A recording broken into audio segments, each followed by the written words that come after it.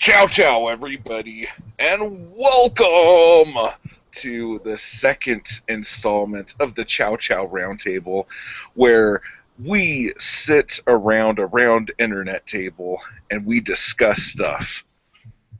And that's it. That's my whole intro. Oh. I'm Creep, hello, and with me we have Richard. Hi, sorry. Forgot I was me. We have Wolfie, Hello. who is a beautiful little angel at the minute, witch thing. What can I say? I'm a witch. And we also have Brian. Hey guys, how you doing? Hello. So Ciao. yes, everybody chow it real quick. Ciao Ciao. Ciao. Ciao, That was sexy. So if anyone's watching live, you will notice that Jason is a very scary little witch lady that mimics his facial expressions, which is kind of because she keeps winking at me, and it's kind of terrifying. Like I said, of all the things that they didn't figure out how to handle in this system, apparently glasses are one of them. All right, it's amazing. Technology is amazing and terrifying at the same time. So today we're going to be talking about zombies, demons, and all other kinds of supernatural malarkey inside of Italian cinema. And first, what we're going to do, we're going to talk about demons, and we're going to go to Brian because Brian's got something to say. He's been very excited and typing in caps whenever we talk about it. Unfortunately, I don't have anything prepared for today. I got into so much like personal stuff, so I'll just kind of wing it. Yeah, wing it. I mean, this is just a podcast thing. Real life takes precedence. So Demons. Demons is a film that came to me when I was really, really young, much too young to be introduced to a film like that, which I'm sure most people who are fans of the film probably that's the way that they came to it. But it's one of those films where like I would notice it.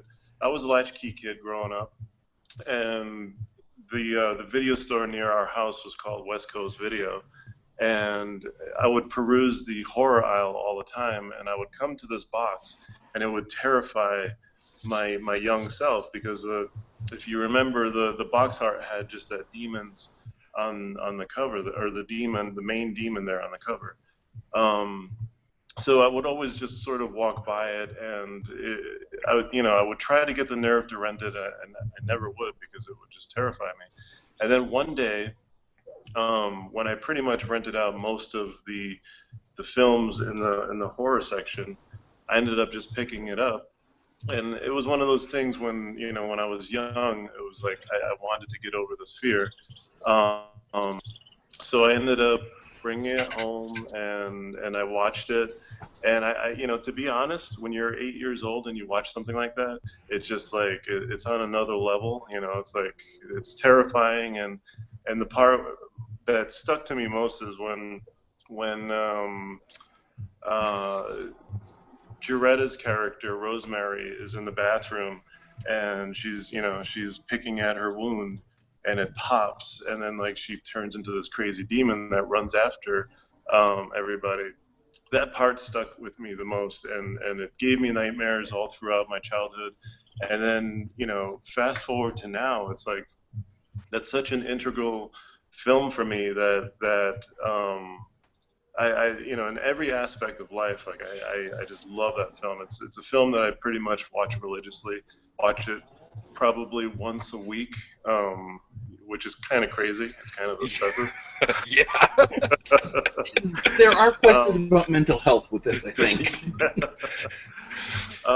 but it's one of those comfort films. Like I won't even watch the whole thing. I'll just pop it on and watch a scene, and then move on with my day or whatever. But it's like, for example, my wife, she got me the Demon's mask for Christmas, and I don't know if I showed you guys, but I put it on my Christmas tree every year now. So instead of the star, it's the Demon's mask. So it's sort of like everybody who knows me knows a film that is pretty. I'm obsessed. I don't know what else to say. But I just wanted to talk more about just the influence that a film like Demons has in everyday life, which it's.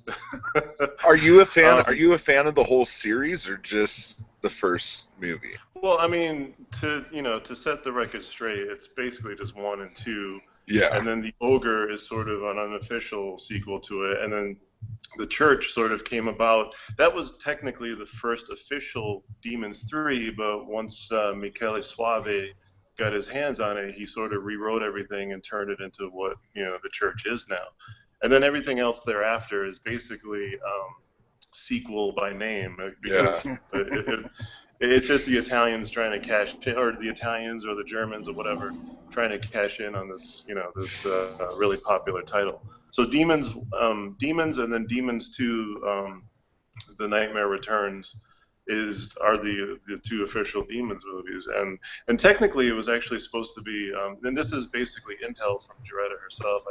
I interviewed her for a couple of publications a couple of years back, but she told me that Dario Argento was supposed to direct the first one, and it was more his way, because he co-wrote Dawn of the Dead, and he wanted to direct something more in line of that kind of horror movie, and at the time, slasher in the 80s, slashers and just gore fests were real popular, so he wanted to do his own thing, but he ended up doing Phenomena instead in 1985, and then sort of passed along the director duties to Lamberto Bava. So he's basically he's the director of the film, but he also co-wrote it with Dario Argento, and so you see a lot of the Argento influences with the lighting, and when you look at Phenomena and Demon side by side, you have that heavy metal soundtrack. That's kind of what he was into back then. And of course, Michele Soavi shows up as the metal face guy. So you have a lot of links within the Italian, which actually, if you think about it, back in those times, Italian cinema was very incestuous in terms of, like, you see one guy show up and then he directs another film, and then there's a lot of actors in that film that were in another film. So the Demons was very a part of that time. You'll see, like, some actors show up in Opera, which was an Argento film later in the 80s. Yeah, basically, I just wanted to talk about how when the Italians do horror, they'll take a premise like the zombie, and then they'll turn it into something a lot more supernatural and a lot more crazy, like Demons. Demons is technically, if you look at it at face value, it's sort of a zombie flick with many zombie elements in it, but it's more, it takes place with possession and infection, and it's that Italian mentality to take something that is known and then sort of put it upside down, and then reintroduce it as something totally brand new. Which, if you compare Demons to any of the other films that came out at the time, it's sort of its own thing. So I think it's a very important film to discuss when it comes to Italian horror, not necessarily giallo and all those other elements, but just more so Italian just splatter horror, because you can pretty much parallel it to some of the Fulci films from back then, and then some of the other Italian, like, sort of gore fests back then. And it's interesting to note that Lamberto Bava made A Blade in the Dark, previously Demons, So you see some of that influence in that film as well. And feel free to stop me because I could seriously talk about demons for an hour if you Well, like. I just want to talk. I just want to talk about the black guy, because that's Oh, like the coolest black guy that ever lived in any movie ever. That guy is so fucking pimp. I don't even fucking like. When I first saw this movie, I was like, I don't know what was up with me, but there was this time when I was a kid when all I wanted to do was be a black guy, and I wanted to be Mr. T. I wanted to be fucking Tone Loc. I wanted to be Refrigerator Perry. I was just like, how come every fucking cool motherfucker's black? And this guy didn't help the argument because he was the coolest motherfucker ever. So, and then during that period too, in the '80s, like there were a ton of movies that came out that they're like, oh shit, we need a badass. We better get a black guy. Like even like Kincaid in The Nightmare on Elm Street, like 3 and 4. He was like my favorite fucking character ever. And I'm like, Kincaid's the badass, and I would like draw pictures of him and shit. But no, like well, that dude what's was. interesting. Go ahead. What's interesting about Bobby Rhodes was they initially wrote him into the script as just this pimp that, and if you think about it, he's got the most common sense in the whole movie, So it's almost like they wanted pimp. they wanted like Fred Williamson in it or something. And like they kind of just like, oh shit, well this guy, yeah. So he was in it, and then after after the movie premiered and everything, everybody was like, "Oh my God! Like he was such an amazing character. He's the one that should have lived through. He should have been the hero, And then and so they sort of rewrote him, like the actor, into another character in the sequel. So it's kind of that weird, he shows up and he's a pimp in one film, and then he's like a gym instructor in the sequel, which is crazy. And what's even more crazy is guys, midway through that film too. So I don't know if that was just something back then where they're, like a joke. Oh, let's just write Bobby into this movie and kill him off, But he's kind of an amazing character in Demons too, as well. So there's been many discussions as far as like a new sequel to Demons, which I've talked to those particular actors and even Sergio Stivoletti, which is the makeup artist, and they're trying to get it off the ground. It's just right now they don't know clearly who owns the rights to Demons because it's so weird. That is so weird. When I don't know if you remember, but when Ciao Ciao first started, we had the guy who was trying to raise money for the book, that Masters of Italian Horror thing, and I remember they were giving away a bunch of masks from Demons and shit in it if you like contributed.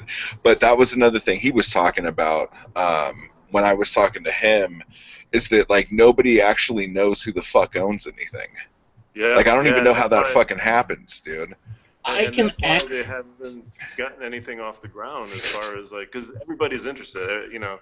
All the people that I've talked to, Bobby Rhodes, Geretta, Sergio Cipoletti, and there's a massive amount of interest from Lamberto Bava to do another Demons film. The only thing is they're trying to, they're trying to straighten out the rights issue because, they can't. It's almost like everybody's ready to go. It's just nobody knows who the rights belong to. Apparently, they belong to somebody that he himself doesn't know, like if he owns the rights or whatever. It's just it's a can mess. Actually speak some to how that happens. Hit it. Well, part of the problem is that a lot of movies, and this actually came out of some research on some video games a while back.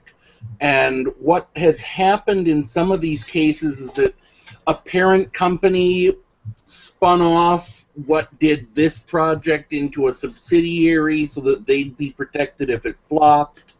Then the subsidiary company gets sold off at some point because they're strapped for cash, or it collapses, or whatever happens. And then the rights are part of the assets of whatever company, but then those rights end up being owned by some bank or holding company somewhere, Yeah. And they just treat them like any other asset they've got on the books, and they sell them off to whoever the heck wants them or is willing to pay for them or what have you. They file bonds against that or all sorts of different things that'll happen that end up with the rights to a lot of movies and games being owned by random lawyers out there who happen to be fans. I think that happened with Batman way back when. Yeah. Marvel, of course, is a prime example of this, except that the studios that bought those rights actually tried to keep them. But there are holding companies, and there are just banks that have somewhere in files from 20 years back when they picked up some other bank from some other bank that they actually, oh, hey, we have the rights to this game that nobody's played in 20 years, but somebody wants to remake now. So, what do we do with this damn thing? It's not even in the computer system. We didn't even know we had it. It just happened to be in this cardboard box sitting in the back gathering dust. So that's what will happen with a lot of these movies, too. And what's worse in a lot of those cases is that you'll have, I mean, look at something like Wicker Man, where the company that had the rights didn't even want them at the time. And imagine how hard that gets to sort out later on. Well, what's crazy is Go ahead. Last year actually Jaretta flew into Chicago for like a signing and a screening of the 30th anniversary of Demons, and I when I talked to her, her and I became really great friends. I met her a couple years back at a convention, and there was a little side story. It was funny. We were actually sharing our poetry with each other, and I was just in my head I'm like cracking up because I'm sharing my poetry with Rosemary, like from Demons. It's fucking crazy. But so I talked to her and I asked her if she could be in a film of mine, and we actually shot a whole scene and everything for this thing that it was going to be loosely connected to the whole Demons mythology or whatever. And I was just going to put it out there, and like I didn't even, it was almost like I don't want to bother with rights or whatever. I just want to film something, put it out there, see if it works or whatever. And it's actually right now it's on the back burner. I have everything sort of ready to go, but I want to add it to something a little bigger or whatever. So her and I were talking, and she was like, you know what? I don't know if it's a good idea to put this out there because you don't know the legalities and all that stuff. And I was like, you know what? Like, even if it happens and somebody out there sees my thing and they shut me down, and then they go off and do their own thing. I mean, at least it was worth doing that, sort of a catalyst or whatever, sort of like a punk rock thing to do. Well, getting sued's awesome. Like, it's like really great publicity. So, like, if you ever get sued, just take it, because like people eat that shit up. Yeah. So, especially when you're an indie producer getting sued by some studio somewhere. I mean, that makes a career. That's so sexy. That's how it's done, man. So, the whole thing, like, with these movies too, like, one thing, I mean, we just did the church on the horror Ciao Ciao thing, and one of the things that I noticed, and I know this was like a big deal in the 80s, but it's like you have all of these completely random different people in the, like, when you watch Demons, you have these people in the movie theater, and you go, there's no way these people would all be in this movie theater to watch this fucking movie. Like, there's so, like, different kinds of people. Yeah. So there's like no demographic, but like in the church, the same thing. There were all these different types of people touring the church, which almost didn't make any fucking sense at all. But that's a whole other side story. But you need to have all those people in there. So as the whole thing goes with seeing all the themes repeated and all this stuff, Demons just is amazing with that, and with the whole because what year did this come out? This was 85? Yeah. 1985. Yeah. 85. So, like, at that same time, you also had one of my favorite shit movies ever, fucking Movie House Massacre. And Oh my god. isn't that the fucking shit?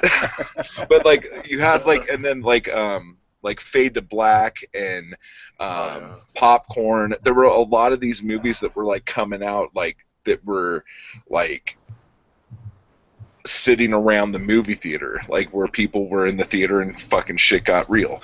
But I don't know, man. I can't remember where the fuck I was going with that. But Richard, what do you think? I saw Demons when I was really young. I think I was 10 when I saw Demons, and it just blew me away. The motorcycle with the sword. I mean, that was just like the craziest thing I'd ever seen in my life. That movie never ceases to get crazier every time I watch it, especially when you have a certain helicopter falling in through a roof. Spoiler alert. And I get a lot of mileage out of Demons 2 as well. I really like Demons 2.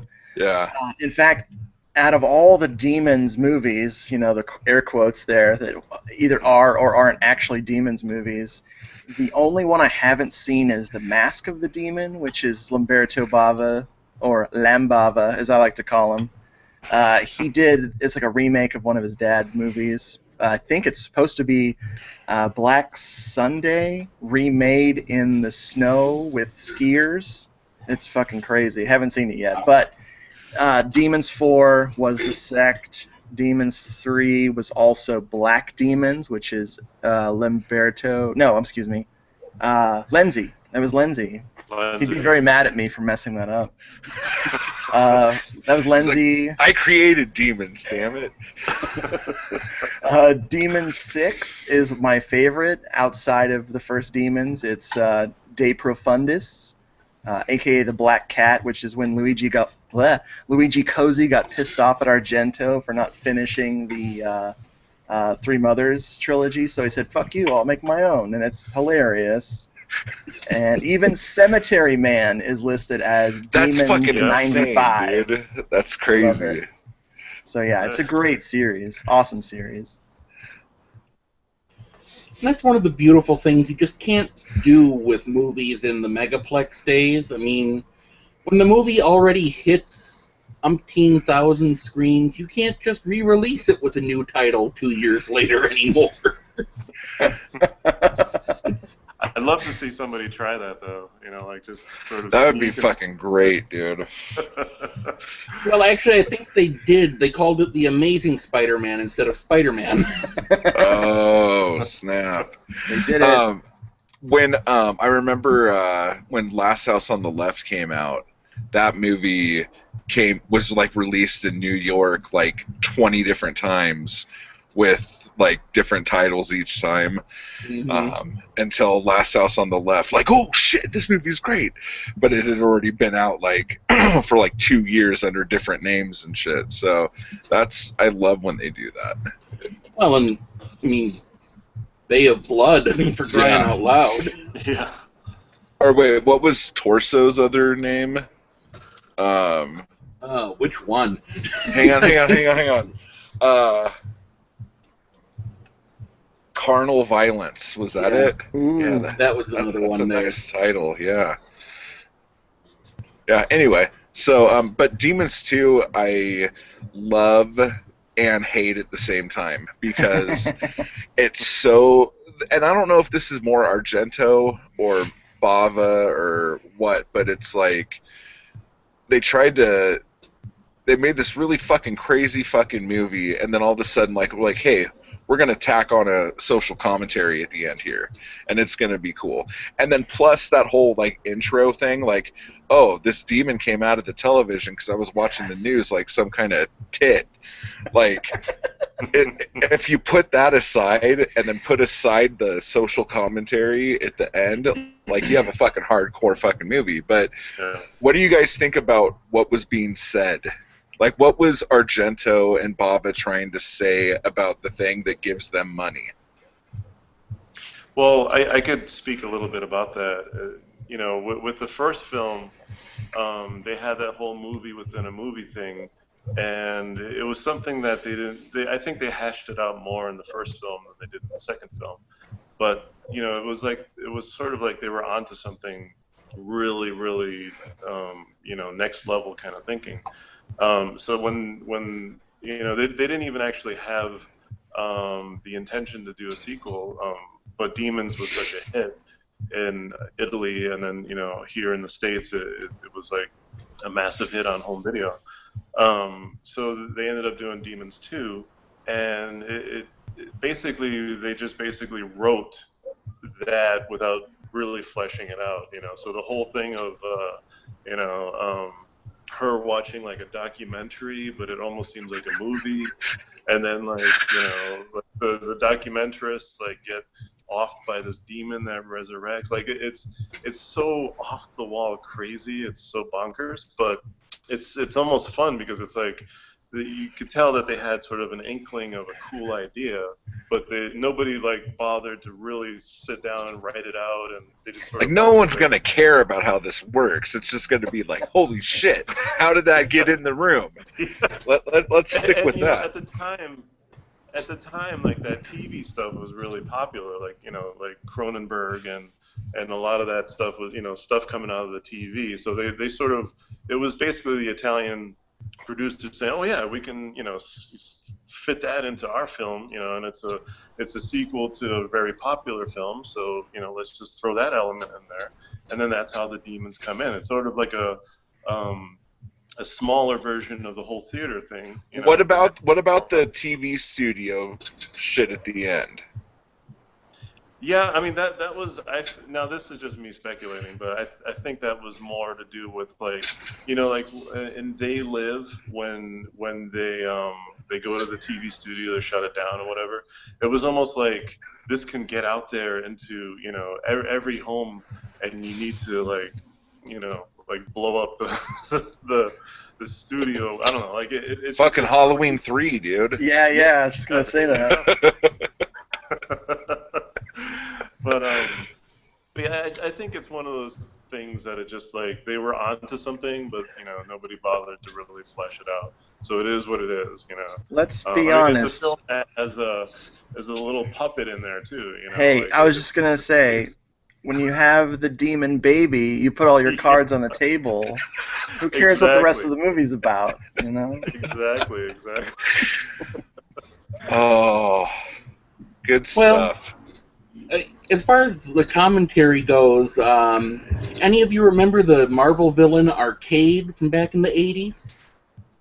I do.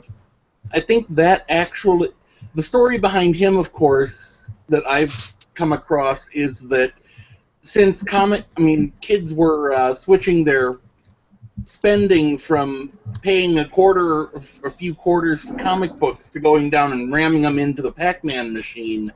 And so, in a fit of pique, Stan Lee and company decided to try and literally demonize video games by making them into supervillains.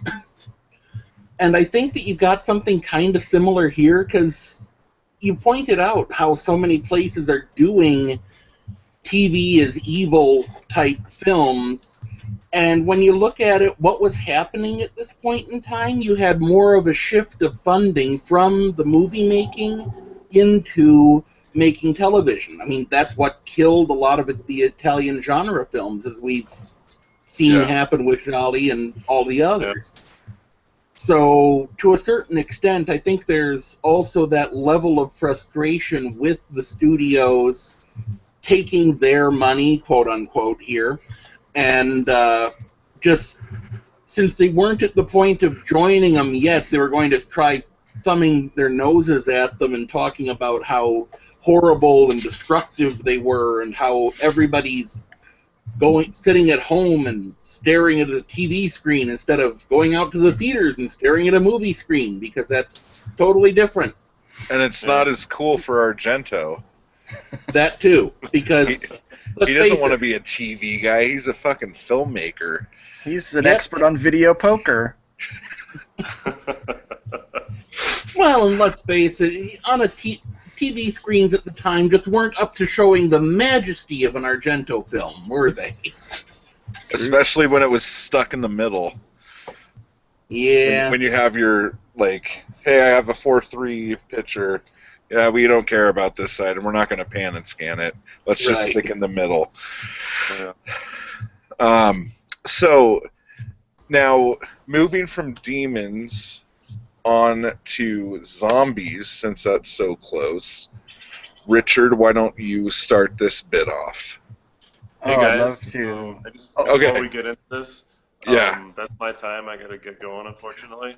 I that's just my time. Mic drop. I'm not It sucks talking 'cause without Brian. Have a good I one, Brian. really, I really Tell the want to bear in talk high zombies, and especially time zombies, but I gotta get going, All unfortunately. right. Ciao, sir. Ciao, ciao. Ciao. Ciao, ciao, you guys. Bye. Yeah. And he leaves with the demon. Eh, there's one checking out there. He's still trying to figure out how to turn it off. We're gonna go with him wherever he goes today. You're You know- still there, dude. While he's doing that, I mean, didn't he have a little something for the show in there, or you're gonna add that in post? That's the post bit. Okay. Yeah.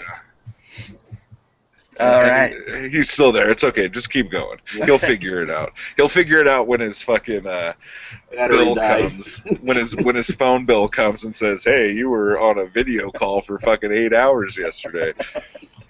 Oh, that's a conservative estimate. It could be like 72 hours or something. We're just gonna have a little documentary of his life. I'll just leave this on all day. It's okay. Yeah, it could be a bonus episode. Yeah. So, Zombie, Dario Argento produced and worked with, I think he said co-wrote with good old George Romero to make Dawn of the Dead, which was Zombie in the United States, in Italy.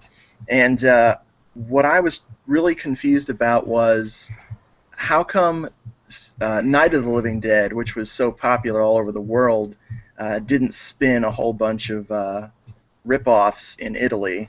I would have thought that by 69, 70, they would have started just making carbon copies. So I don't know what it was about Dawn of the Dead that was such a huge thing. Was it really just Argento introducing it to the Italian market?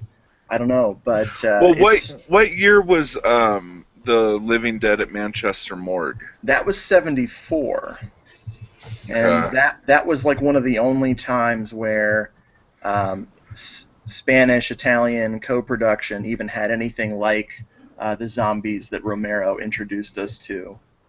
And, I mean, there could be some titles I'm missing, some weird stuff, but it didn't really catch on. We had American rip-offs of Night of the Living Dead and this more, like, Spanish rip-offs. Like, I was watching Horror Rises from the Tomb with Paul Naschy, which is super, super kitchen sinky, everything, baby with the bathwater fucking movies. And, I mean, it's everything. And there's even a zombie siege in it. It's like, screw it, throw it in there too. So there's some influence there. I But- actually wonder if the rights issue with Night of the Living Dead prevented a lot of the rip-offs, because Yeah. why bother paying somebody for their rip-off of Night of the Living Dead when you can just throw it up on the screen for free? True, because they screwed up the copyright application, and so they lost out on probably thousands, if not millions of dollars on the rights to that one. For sure. On the In other fact, hand, would the movie have been as big a hit if it had been, if they had had to pay for it? Who knows? No, I don't think it would. I think No that's doubt. what does it. One of the first movies I got distributed is a total shit farm called OC Babes in the Slasher of Zombie Town, and I had 8 hours to shoot it, and we didn't have enough money for zombies, so whenever there was a zombie scene in it, I would splice in clips from Night of the Living Dead. Yep. And so then I got crazy and just started putting a ton of Night of the Living Dead clips. Like whenever someone would try to find a phone, like it would cut to a part of her like trying to pick up a phone and having it not work. And I got grilled like a motherfucker for that, but I just thought it was fun. So good times. Oh, come on. They couldn't tell that it was tongue-in-cheek? Now, of course, which cheek we're talking about, I don't Yeah. know. That's definitely a butt cheek. Mm. So of course- Argento. Yeah, so of course, Zombie was a huge, huge, huge hit, and they rushed Zombie 2 into production, which was good old Lucio Fulci directing, and that movie was called Zombie Flesh Eaters in the UK, and is just fantastic, fantastic movie. That's one of my first forays into the world of Lucio Fulci. Yeah. I love all his stuff. Come on, what are you gonna do? Fight me? No. And then he tried to make Zombie 3, but that's a 3. But he was really ill, and the movie had to be taken away from him and finished by somebody else, which I forget who finished it, but it's bonkers. Even more crazy than freaking Demons 2, I think. I'm probably wrong, but part of my brain wants to say that was a D'Amato finishing job, but I'm probably entirely wrong. It's not enough porn in it, so yeah, oh couldn't man, be D'Amato. there's never enough porn in anything. But it's D'Amato or Bianchi, because it's totally ridiculous. Then Zombie 4, which was originally called After Death, but then they retitled it as Zombie 4. And then, speaking of Joe D'Amato, he tried to make something called Raptors, a.k.a. Killing Birds, which was immediately retitled as Zombie 5 Killing Birds. And then they took one of his earlier films, Anthropophagus 2, a.k.a. The Grim Reaper 2, a.k.a. Absurd, a.k.a. Rosso Sangue, and they called it Zombie 6 Monster Hunter, which, magic. I mean, that's just great. Of course. And it gets even more confusing after that. Let Sleeping Corpses Lie was also released as Zombie 3. Zombie Holocaust. What's that? Is Let Sleeping Corpses Lie the Living Dead at Manchester Morgue? Yeah, that's Jorge Grau. Yeah, same dude. 74. So then Zombie Holocaust, also known as Dr. Butcher MD, that was also called Zombie 3. That is such a shit title, dude. No, it's not good. It doesn't. It's not even a great title at all. The MD stands for Medical Deviant. Oh. Well, and here I was just thinking that it meant he actually had a degree, unlike so many other doctors in these movies. No. Oh my God. Sure, he's telekinetic. Everybody knows that. Come on. Can she control insects, though? That's all that really matters.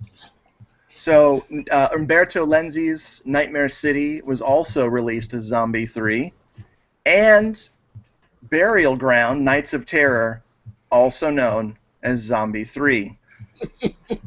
It's just that Zombie 3, man, you gotta milk it. Milk it! Well, I think the issue there is it's a question of which was the next one they released in whatever country after Zombie 2. Yeah. I think America was the one that totally fucked this up because we did Zombie on the show a while back, and I remember when I was a kid, we didn't have Zombie 2 in the video store, and I was super pissed off. And I'm like, oh, what am I going to do? I have fucking Zombie 2. I got to watch this in order. And my OCD kicks in, and I'm all fucking irritated. I'm fucking 10 years old having a fucking conniption fit in the video store. But yeah, that actually gives me a hilarious idea of something I could do to another podcast. That's a separate issue. Yeah. They do retrospectives on an entire series, and one of the hosts is literally OCD, a completionist about doing all these films in order. And if I could trick them into doing the Zombie franchise, that would be hilarious. Well, send the two lists I found. I found two completely separate lists online, so just send them both, but put a delay between the two. Yeah. Send the official 1 second. Say Zombie 2 is the shit. You gotta find it. It's so good. But no, I love how this became almost its own subgenre within Italy alone. Yeah. I mean, zombie movies, of course, are completely ridiculously, painfully overdone now. I mean, what did they stop at? Zombie 6 or 7? I think 6 is the last that I can find. I can't believe they haven't, someone hasn't fucking jumped on that and just been, Zombie 9. Let's just fucking go Some to Germans, either a German company or an American did one of those backyard splatter movies, like the really extreme gore, called Zombie 90. But it's not even remotely related to the Italian stuff at all. So, other than an homage, I guess. I'm actually surprised D'Amato didn't put out Porno Holocaust, a Zombie 69. Oh, town. tantalizing. And let's face it, he'd do it. He would. Why have I seen that? I hate myself. Fuck that movie. Because nothing is sexier than rotting flesh. Wait. I mean, What? ew. Hey, I'm from Wisconsin. We had Dahmer and Geen up here. What do you expect? Lucky. So lucky. We just kill, like, everyone in Florida. Yeah, well. On the other hand, sorry about that. I will say this. Nobody up in Wisconsin, to the best of my knowledge, has killed someone over texting in a movie theater. So you win on that front. Oh, that was us? Yeah, that was somebody down there. That was a retired cop. My bad. Oh, that was just Phil. It's fine. So, what do you guys think of the look of the Italian zombie? Well, which one? Exactly. Where to start? Once you get past the blue Romero zombies, then you have a good chunk of just like dirt-looking zombies, which makes sense, but yeah. Then they get increasingly gnarly and rotted as the makeup gets better. Totally. Fulci's clay pot zombies. All of his zombies were made of clay. Most of them look really cool. Then you've just got the people who've got dirt on their faces to save money. Yeah, the people in the back. Well, I mean, compare them to the Blind Dead, and they're light years beyond that. So. Blind Dead were a little stiff. Yeah. Then I think those weren't clay pots; they were paper mache. With Burial Ground and Nightmare City, you get like the it looks like oatmeal potatoes. It's so gross. The Burial Ground ones are they look like aliens. They're so weird. They look like sacks of potatoes with eyeballs falling off. Those are great. Not haunting anyone's nightmares. No. Making someone not want to fucking finish their dinner for sure, but no nightmares. And I think what is it? The ones in After Death and Zombie 3 are just anything they had lying around, just makeup-wise. Like they had.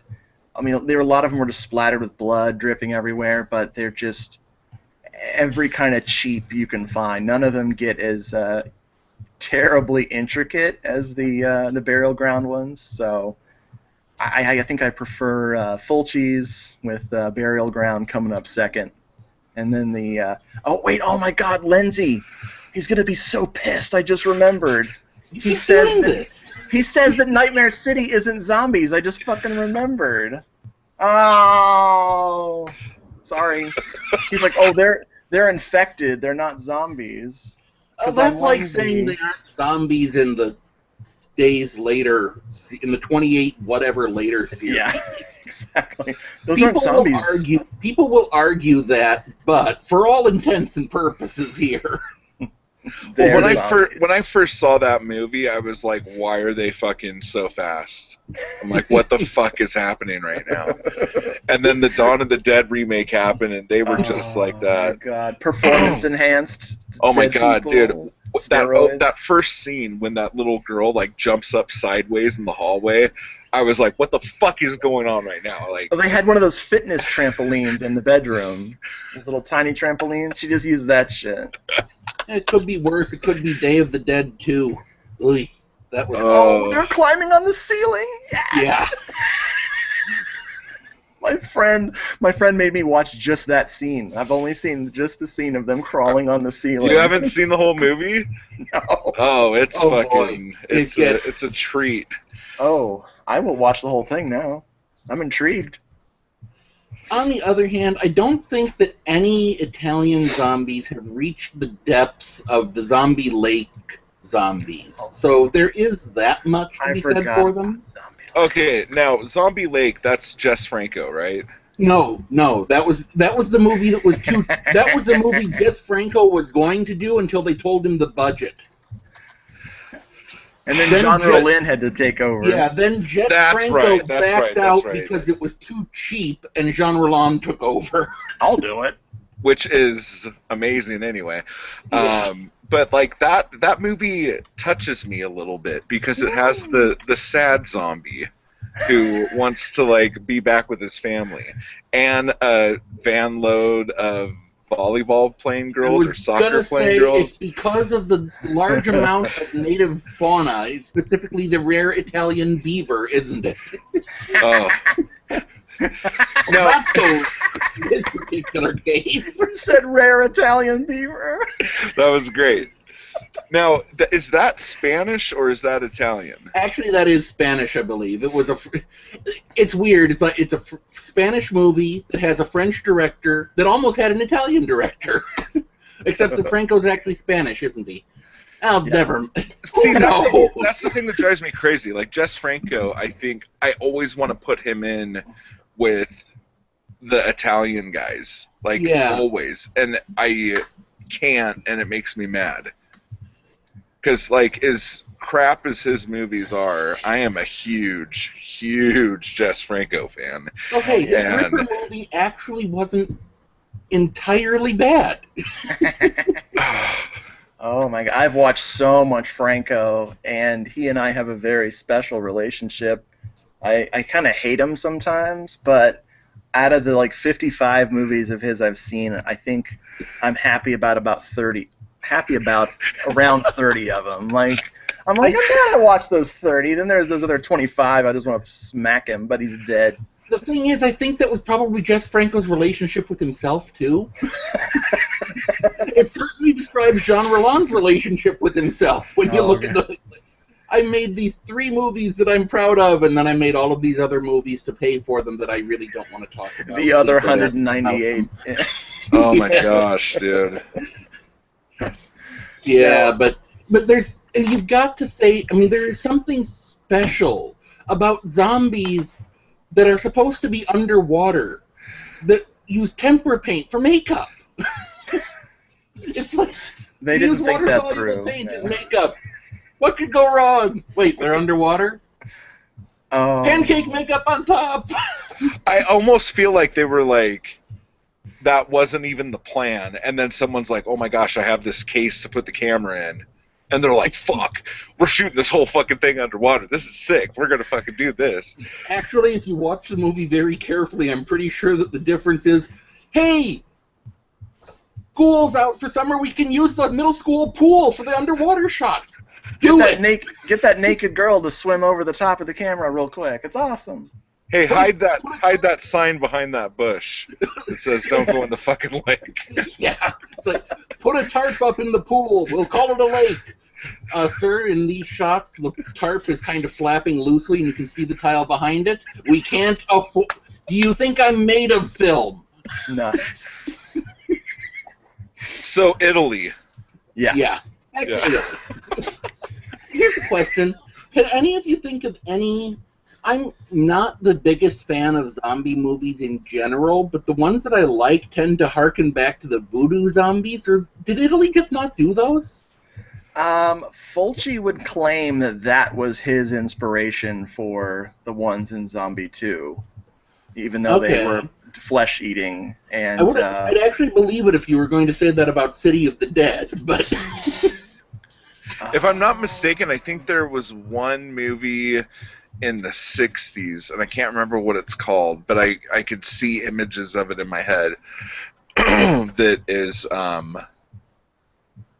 it's more voodoo-y, Mm-hmm. but I don't think that was, like, the intention. I just think Okay. that's what it, like, seems more like. 'Cause I know Hammer did one, and it was like, they had the bad fortune of putting out their zombie movie the same year that Night of the Living Dead hit, so it's like, yeah, that's not happening. So, Yeah, that was Plague of the Zombies, I think. Plague of the Zombies or Revolt of the Zombies, depending on where you saw it again. Isn't Revolt the Spanish one Yeah, you're right. It with actually Paul is. Naschy? Oh, Yeah, that's a That crazy was one movie. of them, anyways. I get confused.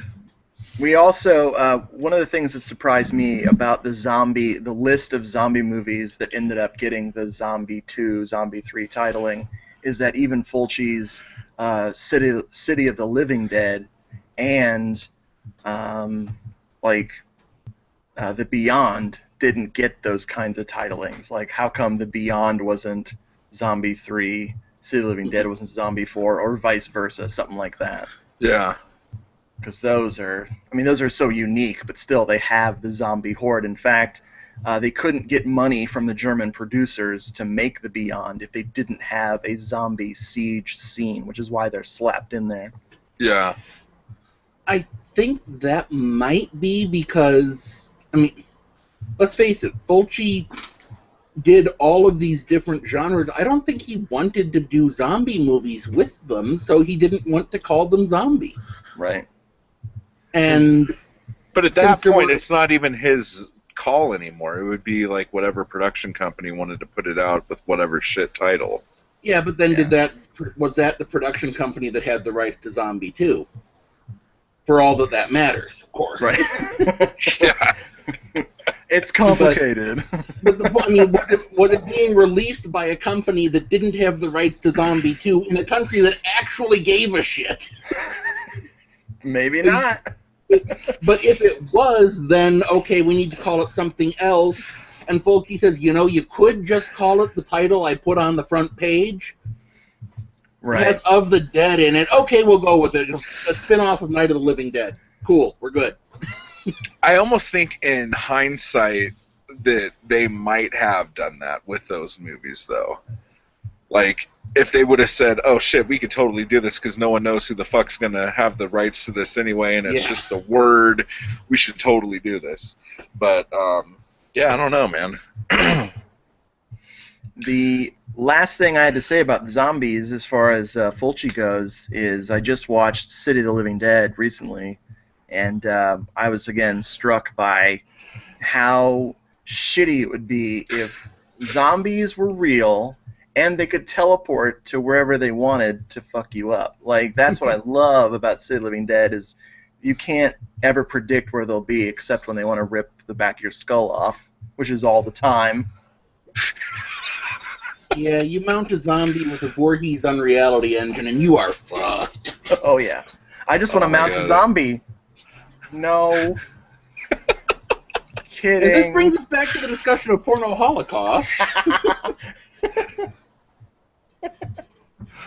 And really, all discussions of zombie movies should come back to that film. Well, I think just any cinema talk at all should come back to that. Gone with the Wind?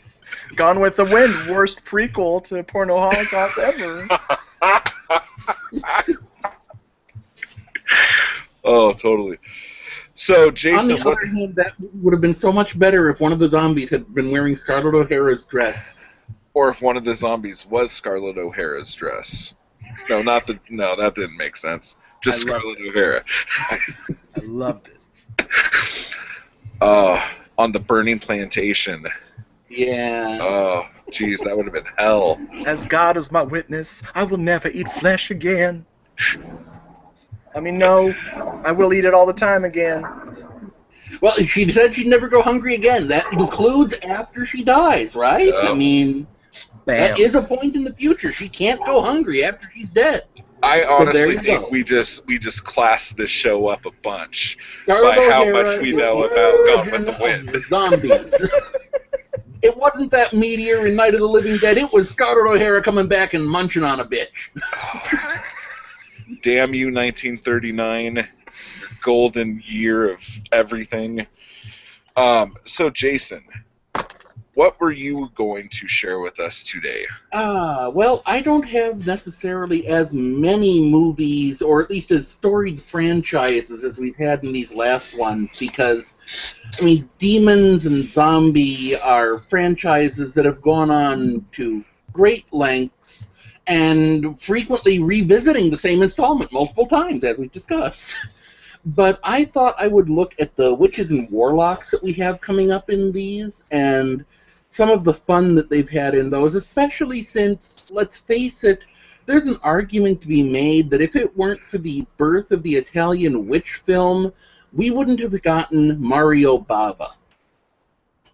When he came out with was it Black Sabbath or Black Sunday? Christ, I forget which one it is.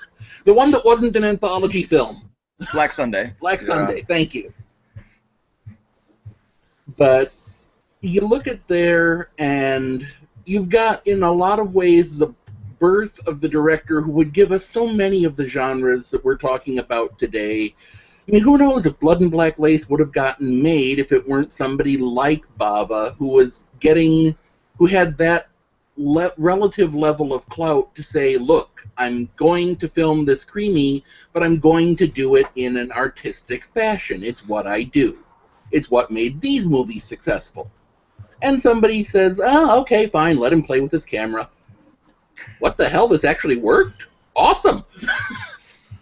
I get the feeling that more things like that happen in Italian movies.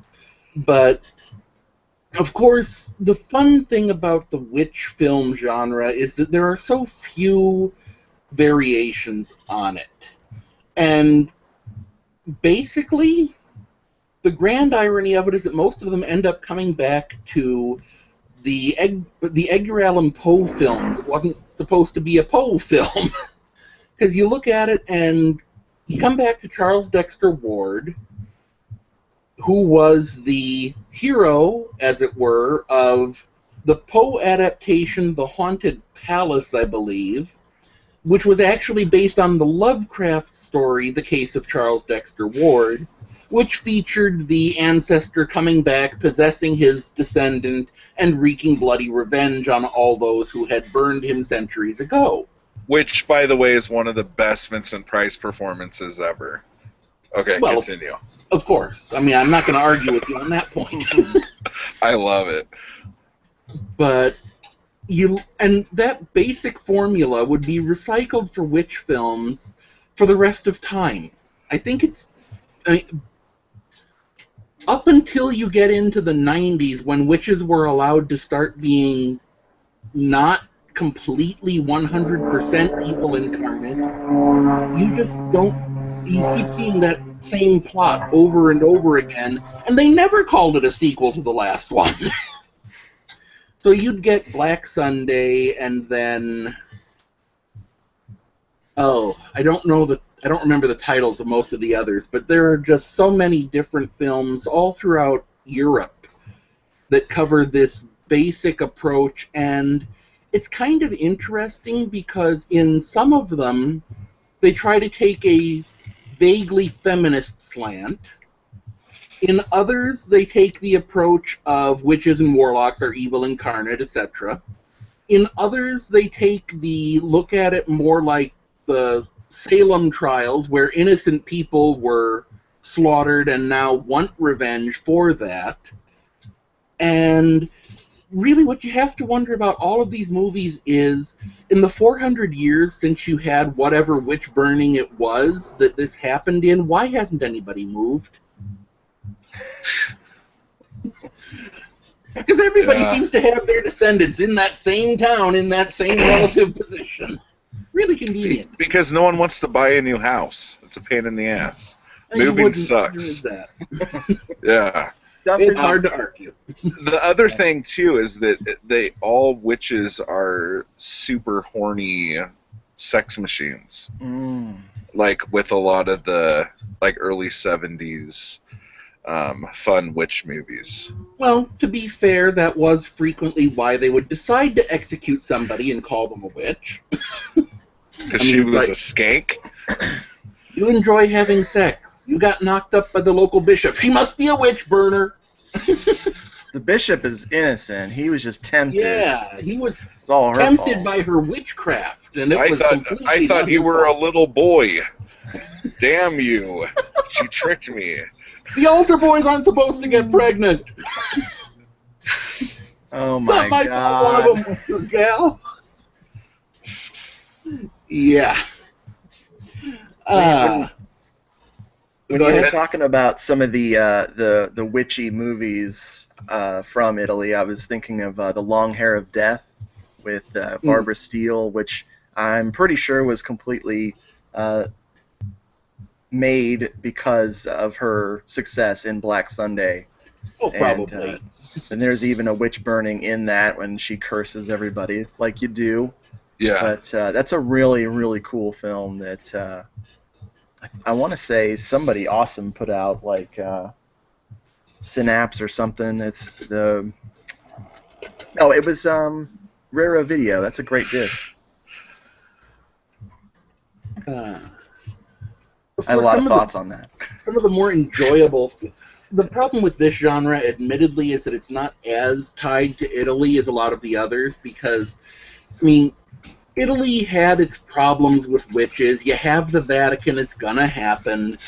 But Italy doesn't have as big. I mean, for one thing, Italy doesn't have a Salem or a Spanish Inquisition of its own. I mean, as one might expect, the Salem witch trials happened in Salem, or actually Danvers, and the Spanish Inquisition, oddly enough, was not Italian. But at the same time, what gets Did really... someone say the Spanish Inquisition? Wasn't I didn't expecting expect that. We both raced to make the same joke. I love it. By the way, Long Hair of Death was... And of course, I can't find the company that released it. Anyways, why am I looking for this here? Oh, Raro Video. Yeah, that was Raro. Okay. It's actually only... If anyone's looking for that, it's only $15 on Amazon in Blu-ray. Telling you. Good stuff. But a lot of the French film Morgana, The Slave Girls of Morgana Le Fay it's a witch film that has absolutely nothing to do with the standard plot, but is still very enjoyable, especially for a certain subset of the audience. But then you have... But I think that one of the things that you look at is that Italian witch films all base off... They take the Spanish Inquisition and the like as their basis, but when you look at it, you end up seeing... You find out that they are actually still convinced that there are thousands and thousands of satanic cults practicing in Italy, looking to overthrow the world and the like. And hold on a second, these are ranking members of the police force who are still subscribing to the satanic panic. And I don't know, it's kind of interesting to think about it when you look at the fact that Italy seems to still be absolutely convinced that there are witches hiding behind every broomstick and under every rock, just waiting to be unearthed, that they keep borrowing the traditions of the other nations' films for them. You almost wonder if they're afraid of pissing somebody off. But actually, that's one of the things that comes up in... It briefly comes up if you look at the crackpot theories connected to the Amanda Knox case, but it comes up a lot more when you look at the Monster of Florence case, which is something I want to go into more on another show. But it's terrifying when you look at it and realize how very close much of the civilized world is to having another witch hunt anytime they happen to... I mean, somebody has a bad year of crops, and that's going to get ugly. Wasn't I can't remember. Was in Don't Torture a Duckling was yeah. They had Mashara, wasn't it? Yeah. Was she like a witch kind of thing? Yeah, she was supposed to be a witch, and that actually ties. I mean, that comes into what happened with most witch hunts, where it was this person who everybody thought was a little off, but they tolerated because they actually, I mean, an herbalist was a lot cheaper than a doctor in a lot of places, and frankly less likely to decide to cure your flu by giving you strychnine. Hey, leading medical official in London, was advertising the benefits of heroin to stop cholera. That was a fun one. So you look at medicine throughout the centuries, and quite frankly, it's a wonder that doctors have a reputation worth defending. But so going to the local witch wasn't necessarily your worst option. Well, that character would show up in Kill Baby Kill too. That type of character. There's a witch in that movie that is very much that archetype connected to Mashara. You know, obviously Mashara was much more unlucky in Don't Torture a Duckling. Although the witch in Kill Baby Kill, she doesn't fare much better, but she actually gets killed by something supernatural. Spoiler alert. But I think you're supposed to do the alert before. No, I do it after, so people go, "Oh, I have to remember to forget that." I do that. Well, you're not saying what the supernatural thing is, so there you go. Yeah. So when we get to like Suspiria, and that was where does that change like the whole shtick with how witches were? It does. That's actually a pretty good line to draw there, because after Suspiria, you start getting films like Silent Night, Deadly Night 4, which, God help me, actually is a witch film rather than a Killer Santa Claus movie. Thank you. I like that you went there. Like you went from Suspiria to that. Suspiria, of course. Silent Night, Deadly Night 4. That's amazing. Perfect. Well, in terms of movies that are about witch cults as opposed to a witch returning for revenge. I could have gone to The Craft. I could have gone to, obviously, Inferno and the Mother of Tears. Oh, yeah. I mean, there are a number of movies that were about this. I could have gone to The Worst Witch from, and going back to earlier, Fairuza Balk's first time playing a witch on screen. Love that one. But, such a great movie. So, do you has guys... anybody seen my tangerine? Your That'll make tangerine? sense. That joke would have made sense to Richard and probably nobody else, unless they've seen The Worst Witch. Oh, I got it. So, how do you guys like Mother of Tears? I do. I I'm a like fan. the ideas behind it. I am not sure on the execution. It's like so many other Argento movies after the 90s, and arguably before the 90s. The idea is fascinating, but are we entirely sure he should have been the one to direct it?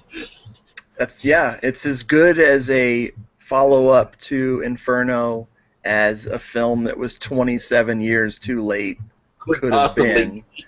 Yeah. So, but there's things about it that really intrigue me. There's still some visual flair to it, and it's just the script is so smart. And I've heard people refer to it more as the script smarts, but I'm not sure that's quite the same thing. Ouch! The script literally hurts. But if you hit somebody with it hard enough, it will. But what I like about it is the idea of where the evil is almost viral once she starts to come back to power and just shit starts going insane. That's a theme that I've enjoyed every time that it comes up, where you have it there, you have it in Dominion, The Exorcist prequel, you have it in...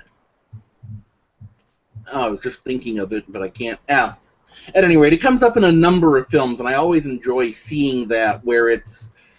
the evil starts to come back, but what its true threat isn't that this particular evil being is going to fuck shit up. It's that their coming back heralds the passing of madness into the rest of the world, which is going to fuck shit up just because it's around. In the Mouth of Madness was the other one I was thinking of. Yeah. Again, none of these Italian films, go figure, but... what can I say? Supernatural Italian movies aren't my strong suit. What do you think, Richard? Well, I think that's a good point with the evil being a contagion, and in Mother of Tears, it infected at least 11 or 12 extras that they could afford to rampage through the streets of Rome and cause the cataclysm. But I just like that film. I think it gets a lot of shit, and I'm like, well, it's no Dracula 3D. No Oh, fuck. You know, it's, oh, man. So, yeah, I always get a little antsy about late Argento. So. But then it doesn't. It also doesn't have a midget and a rocket sled, so it's no Phantom of the Opera. Oh, the comedy. Okay, real quick. How come Argento could do comedy in 1969, 70 with these really great jokes, but then when you get to Phantom of the Opera, the shit ain't funny anymore? When See, you that's got the whole midget thing. rocket sled. I've never really liked Argento's humor. like Deep Red, okay? Like, I go back to this a lot. Like, there's so much, like, he tries to do with the main dude and Nicolette Coletti or whatever. Like, oh, the door doesn't open. Oh, the seat's broken. How do I get out of this car? Bark, bark, bark, bark, bark. And it's just like, I don't fall for it. I just have a terrible sense of humor. Because I love those jokes. I love it. The little the flap. What do you call that? The thing in your car that blocks the sun. The sun flap. Yeah, the visor thing. That falling down. It's hilarious. Like, now it sounds stupid. The more I talk about it, the more awful it sounds. Oh shit. But yeah, so that's one of my little minor beefs with the great one. I think that it might be a factor of, like so many things with Argento, Argento, like Lucas, is much more brilliant when he has editors. Yeah. Unfortunately, there came a point in both men's careers where they decided they don't need editors anymore, and they could just do whatever shit they wanted on screen. Fortunately, it's less painful when Argento does this than when Lucas does. But now we got to start talking about Christopher Nolan, and I'm going to start saying horrible things. Well, he's hilarious. He's got lots of jokes. Reap, I'm actually with you. I think the last 5 minutes of The Dark Knight ruined the entire movie. But there you go. I am alone in that opinion, apparently. But I can recut all of his movies and then enjoy them. You probably could. Yeah. Well, he cut them to fit in IMAX time frame, so there's no, like, connecting shots and things just happen magically. Then you have to think about later, and you're like, well, just put that back in the movie on the Blu-ray. Why not? But I can go on about those too. I love those movies. So, going back to Argento, what do you think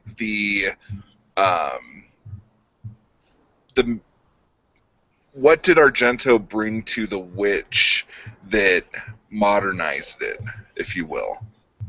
I think what he brought in was the look at The Witch as something that was still happening, than as something that was a bygone era's deal that had to be dealt with. And at the same time, looking at it as a threat as opposed to just somebody often minding their own business. I mean, Mashara wasn't some 400-year-old returned reincarnated soul, but she was also basically just a half-insane woman who worked with herbs as much as she was a witch. The witches in Suspiria are a distinctly different flavor from that. Yeah. Yeah, And, I think it was actually, really innovative what he did with it. You have a good point there, because it's this ultra-modern airport at the beginning, and you think you're safe in the modern world, and then, nope, this shit ain't over yet. You still have to worry about people cursing you, or making you drink blood in your wine, or when you have to throw chicken down the toilet. It's actually almost a... Actually, now that I think about it, you can't really give Argento credit for that either, because Rosemary's Baby existed already. Oh, There you go. And their Rosemary's Baby is the first example I can think of where you have the ultra chic modern devil cult as opposed to it being some force from the past or rural weirdness off on the side. so then is not Inferno, but Suspiria? Is that like a cash in on Rosemary's Baby? I think there's enough other differences there that I wouldn't call it that, because Rosemary's Baby is more of an Antichrist film than a... The witches are the threat throughout it, but it's more like the prequel to The Omen than it is the a witch film per se. Whereas Okay. in Suspiria, the witch is the problem. I mean, and of course now you can start getting into things where it's like which witch is which. So, Well, let me Finally. ask you this: why did the hot dog vendor die in Inferno? Did he die or did he stab the bookseller? The guy who, like, he was in like the lake for no fucking reason, and Yeah. what the fuck was that? Because drugs.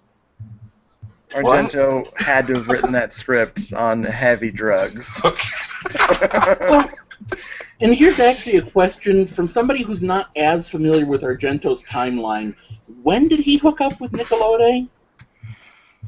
During Deep Red, so that was mid 70s, early 70s. 74, so 75. after Suspiria. Okay, I was wondering Before Suspiria. Before, okay. because Suspiria is 77, So- right? I'm wondering Yeah. where it's like if you look at his witch trilogy, it's like where was his relationship with his wife and daughter at those points in time? And that's the sort of thing where he'd be like, this is where you start timelining it, and much like Yeah. Ozia, you start getting very uncomfortable thinking about it very much. Yeah, I don't think I don't think the question should ever be brought up. What's Argento's relationship with his daughter? Because I think everyone could get arrested for even having that conversation. No. It's This is- very scary. Yeah, that butt shot in Phantom of the Opera, that ain't right, man. Screw just- that Stendhal syndrome, the entire Ugh. fucking movie. So much rape. And So then, much like, rape. in the church, like, hey, let's look up her skirt for fucking 5 minutes. Yeah, but That's was that an it's- Argento film? I thought Trauma. the church was somebody else. No, the church was what's his name? Savoy. Suave. Suave. Suave. Yeah, Yeah. but Argento had a lot to do with that movie originally because that movie was supposed to be Demons 3. Yeah. Yeah, but on the other hand, at least Argento didn't film it. I know, mean- but Argento had to say, you know what? This is a great idea. Okay, honey, this is what's going to happen. This weird guy's going to stick a camera under the table, and you kind of move your legs around in a sexy way. It's Gross, called being a dude. producer. Just that's how you produce movies. He- Gotta make those Producer? calls. yeah. Gotta make those calls. Okay, honey, But I'm going to whore you out. It's okay. Yes, but like I said, though, I mean, there's a difference between, okay, my daughter's trying to make it big, this guy's directing, I trust him enough to know that he won't hurt her, so I'll let him do this in order so she can make a break. Yeah, it's cool. It's I'm another thing in a to couple do. years, I am I'm just going- going to gang rape her later, so no big deal. Yikes. Yeah, It's all right. It's an Yikes. entirely different world from I'm going to make a movie that I'm going to direct that is entirely based around the rape and traumatic psychological consequences upon my daughter. That's Fucking hell, not dude. at all unhealthy. So, but I think it's a great point you brought up there, Jason, is that Dario Nicolodi totally brought the witch stuff into the Argento sphere because he was stuck in Giallo land. And even when he tried to make movies outside of Giallos, he would fail miserably, like his historical comedy, The 5 Days in Oh, Milan. boy.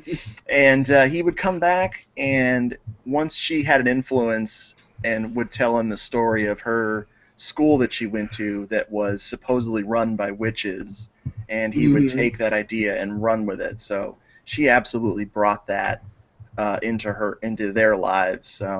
So it wasn't because she was such a bitch that he started making witch movies. Well, I think that's where Inferno comes in, because you'll notice that after in Inferno, it stops being a witch cult. It's just one woman. Well, he definitely got sick of that relationship when he kept killing Daria Nicolodi over and over again. That's why you don't, marry someone with your name. Dummy. Yeah, I didn't marry Richara yet. I married Lietta. She's cool. I'm trying to think what. So when did they break up? After Tenebrae or after Opera? It was after Tenebrae, right? I think they were having trouble right during Opera, which is why he blows her away. He shoots her through the head, and then because he started making her look really ugly in Phenomena, making her look like this dumpy school marm, and then he blows her away later. And he actively took steps to put her in position. It's like, she was going to be this character in Opera. No, I'm going to have a scene where I shoot a bitch in the head. I want it to be her. Yeah, that was the end of their relationship right around there. I think so. Fucking hell. They kept it together through Tenebrae for the kids, but look where that got them. Wah, wah. So has anyone in Italy done anything with the witch genre like Argento has done? Or anywhere near what he's done? That's a good question. You brought up one of the Demon remakes one of the Demon sequels is one of the, someone saying, you're not going to make Mother of Tears, fucker, I'll make it. Was that Cozy? Yeah, that was Luigi Cozy. He hilariously made a movie that, because it's Luigi Cozy, he's obsessed with science fiction. So it's a movie that takes place in a universe where Suspiria exists. So a bunch of movie people are actually talking about Suspiria in the movie, and they even steal little bits of the soundtrack, which is great. But a witch doesn't want her story to be told, so she tries to kill everyone and take over. But then it turns into a ripoff of 2001: A Space Odyssey, so I don't know. I'm losing my mind just talking about it. I think there's actually more. I think that 2001: A Space Odyssey and Suspiria have more in common with each other than you might imagine, but that's because I think that both creators were either on acid or trying to recreate that experience, but that's a separate issue. Jason, where is your little anime girl? Well, she was being distracting, so I thought that I'd switch it back. I could, if you would like, I can, there we go. She does fit hello. The conversation. Yeah. Bring her back. Oh, there she is. Yeah. I love it. So what does she think about the witch movies? She looks like she saw The Craft too many times. Actually, she thinks that the Japanese have strange views of witches, so... Of course, the Japanese, what do you expect? They've got strange views of most everything. And like I said, that is amazing. Not built to handle facial tracking with glasses. This is seriously more supernatural than what we're talking about. Believe it or not, my face does not actually spasm uncontrollably. Not that you would know it from watching this.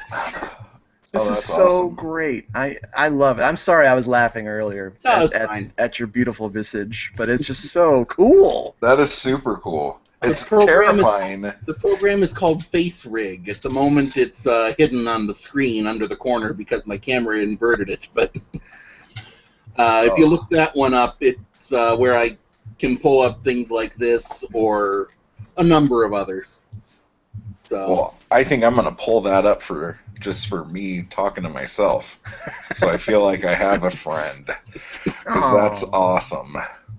Well, my computer is about to die, and this has been a wonderful conversation.